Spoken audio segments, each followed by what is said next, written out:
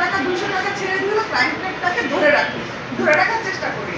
তারপরও যদি না মানে, এমনও সময় হয়েছে যে হাতে ধরে আমি কাস্টমার আসছি, কারণ আমি যে মালিক, আমার দোকানে আমি বলি 1 কোটি টাকা নিয়ে এখানে বসে থাকলে আমার কোনো মূল্য নাই আপনারা ছাড়া।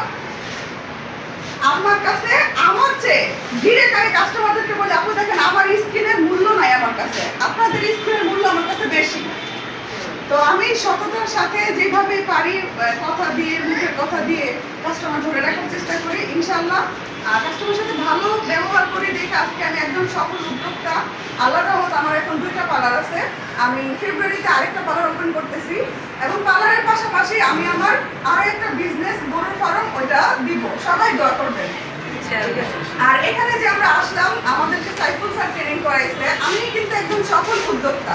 তারপর আমি কেন এখানে আসছি শেখার কোনো শেষ নাই। আমি যেমন এইখানে আসার পর থেকে আরো একটু মানে নিজের মনের ভিতর দিয়ে আমি ভাবলাম যে স্যার যেভাবে বললো, সত্যিই দেখলাম যে না, এভাবে যদি আমি বিজনেসটা করি আরো ভালো হইব। এই যে স্যার আমাদের বললো আত্মবিশ্বাস, হ্যাঁ আত্মবিশ্বাস আমার ছিল।